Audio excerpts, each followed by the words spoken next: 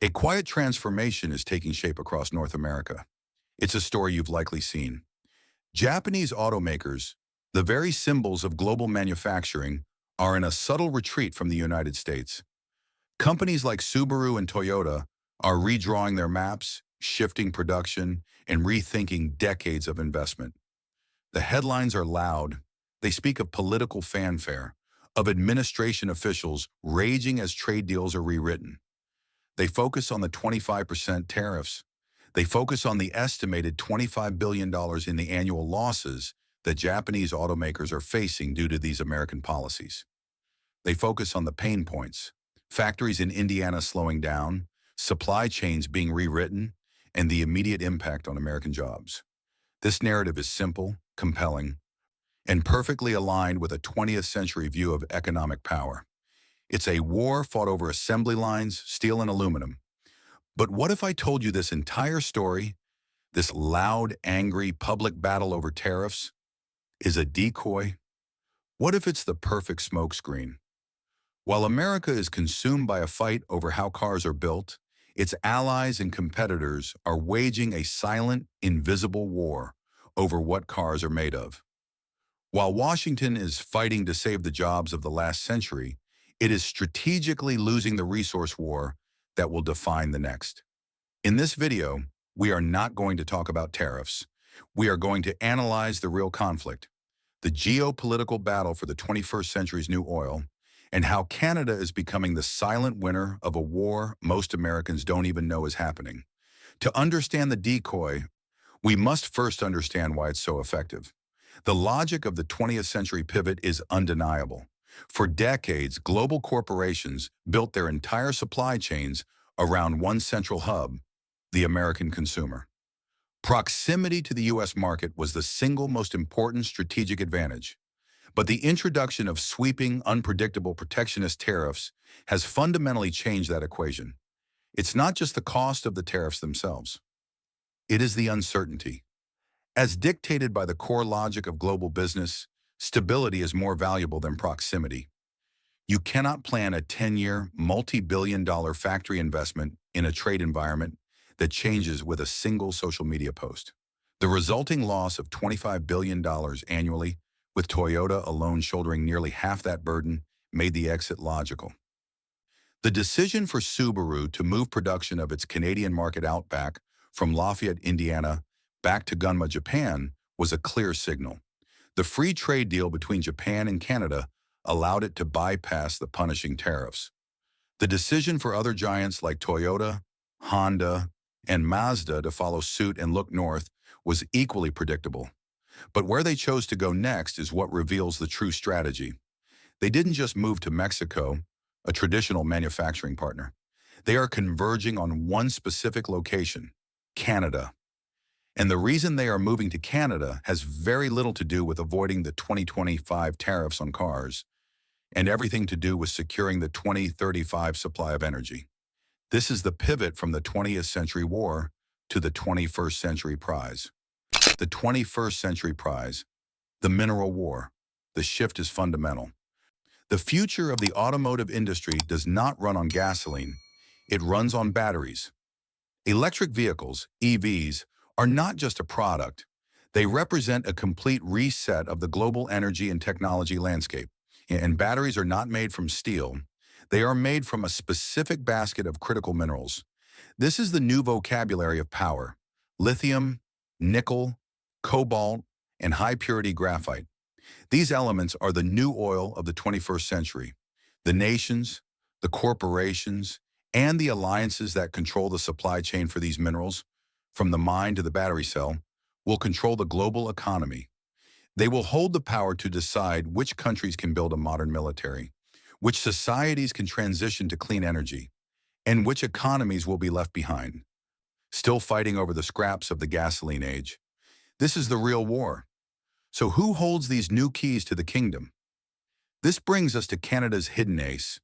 Why are global automakers, not just from Japan, but as we will see, from Germany and South Korea, all flocking to Canada specifically? Why Ontario? The answer is not just in the factories, it's in the ground. Canada is a raw material superpower.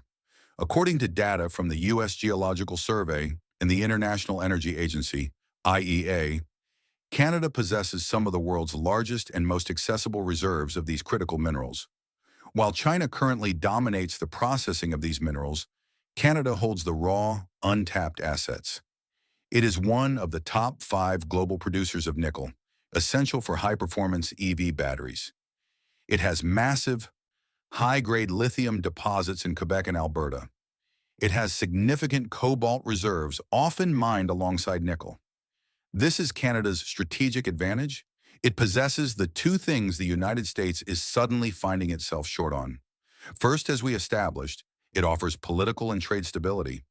Its trade agreements are predictable. Its governance is reliable. Second, it offers the raw materials for the entire EV battery supply chain, right on its own soil. This combination is strategically unbeatable. This exposes America's great strategic blind spot. In 2024 and 2025, the political discourse in Washington remains locked on 20th century problems. The debates are about steel tariffs and aluminum quotas. The fight is about protecting traditional assembly line jobs in Ohio, Michigan, and Indiana. This is a noble goal, but it's a strategic misdirection. While U.S. politicians are focused on saving the shell of the old automobile, multi-billion-dollar investments for the core of the new one are being signed, sealed, and delivered just across the border. This is the great warning. America is focused on who assembles the car. Canada is focused on who supplies the battery. One is the past, the other is the future. This is why Japanese automakers are leaving becomes less important than what they are building with their new partner. Having the raw minerals is one part of the equation, but turning those rocks into the world's most advanced technology is the other. This is where America's second great ally enters the game, cementing a new alliance that fundamentally bypasses the United States.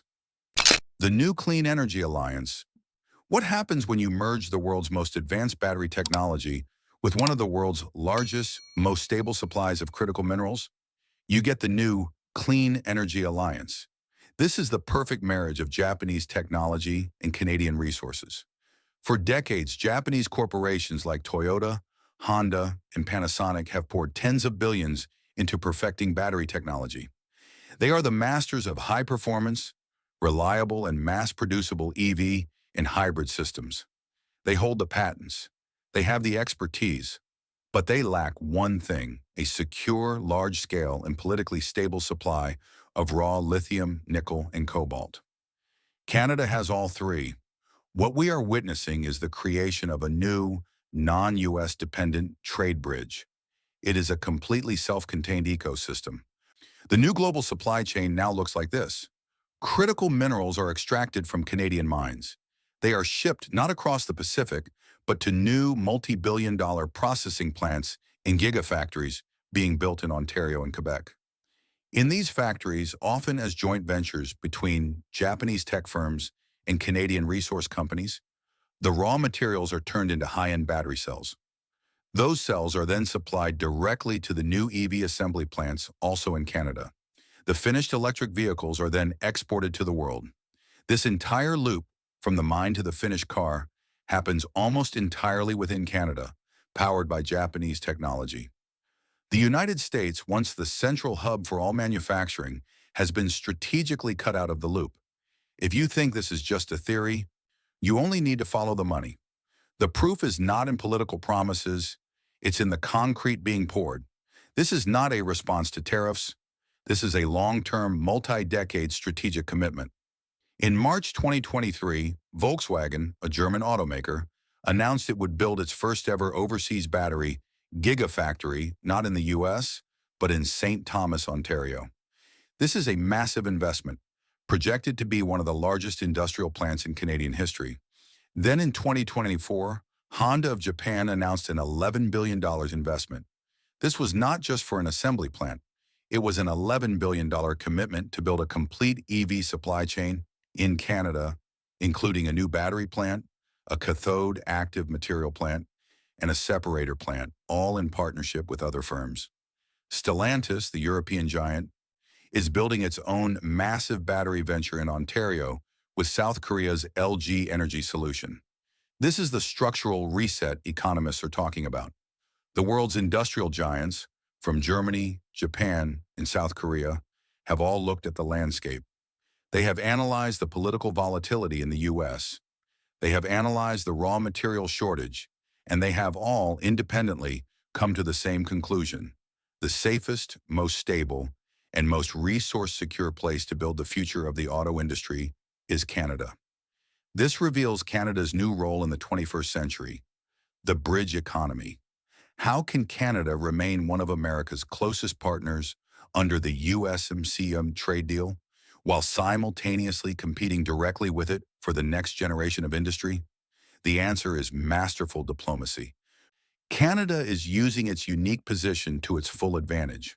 It uses the USMCA, the new NAFTA, to guarantee access to the massive U.S. consumer market.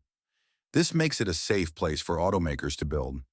At the same time, it uses the CPTPP, the Trans-Pacific Partnership that the U.S. famously abandoned, to create free trade bridges with Japan and other Pacific economies. This allows Japanese technology to flow into Canada and finished Canadian products to flow out to Asia, all while avoiding U.S. political friction. Canada has effectively turned itself into the Switzerland of North America. It is a stable, neutral, low-risk hub that connects the supply chains of the East and the West. The very tariffs Washington designed to isolate foreign rivals have been turned into leverage for Ottawa. The political barriers built by the U.S. have become economic opportunities for Canada, making it the silent winner of protectionism. The cost of uncertainty. History, it seems, is repeating itself, but this time, the stakes are infinitely higher. We have seen this story before. In the early 1980s, the U.S. government under President Reagan, pressured by Detroit, introduced voluntary export limits on Japanese cars. This was, in effect, a massive tariff designed to protect American automakers. What was Japan's response? Instead of fighting the policy, companies like Honda and Toyota made a strategic pivot. In 1986, Honda built a massive plant in Alliston, Ontario. Toyota followed in 1988 in Cambridge, Ontario. They used Canada as the industrial backdoor to North America. Vehicles built there were considered domestic, bypassing U.S. import restrictions while keeping production on the continent. That move revived Canada's manufacturing base and gave Japan a permanent foothold. Today, 4 decades later, the same pattern is unfolding. Washington is building tariff walls, Japan is adapting, and Canada is opening its doors. But the stakes are no longer just about cars. The auto industry now sits at the intersection of technology, clean energy, and global trade. The 1980s shift was about assembly lines. The 2025 shift is about the entire energy supply chain for the next 50 years. This time, it's not just about losing factories. It's about losing control over the critical minerals, the battery technology, and the clean energy grid of the future. This is the great American detour. By focusing on the 20th century battle of tariffs and assembly lines, the U.S.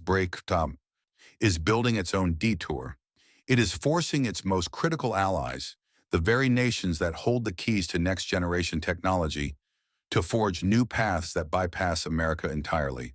While America is arguing about the past, its partners are building the future, and that future is being built on Canadian soil. This is how Canada becomes the silent superpower of North America. Its economy benefits from the very trade walls others build. It has secured the technology from Japan and Germany. It has secured the raw materials from its own territory. It has secured the trade routes through the CPTPP and USMCA. And it has secured it all through the one resource that has become the most valuable commodity of all: stability. Conclusion. What began as a tactical response by Japanese automakers to U.S. tariffs has now evolved into a full-blown strategic realignment of the global economy. The priorities of global corporations have changed. They are no longer betting on proximity to the U.S. market. They are betting on the consistency of the system they operate within. The United States is offering uncertainty. Canada is offering confidence. In an unpredictable global economy, that confidence is the single most valuable asset. This entire shift tells a larger story about direction. While the US is building walls, Canada is building bridges, new trade bridges made of lithium, nickel, and cobalt, connecting its resources to Japanese and European technology. The real question now is not if this shift is happening, but how long it will take before America realizes that the road it is on may be leading to its own detour. How concerned are you that the US is focused on old industries while its allies are building the next generation supply chain? Do you believe stability is now more valuable than proximity to the US market? Let us know your thoughts in the comments below. But this resource war isn't just about Japan and Canada. The US is now scrambling to secure its own supply, which leads to the critical question, can America ever catch up? I'll analyze that strategic challenge in our follow-up video, The Great Resource Scramble. Thanks for tuning in.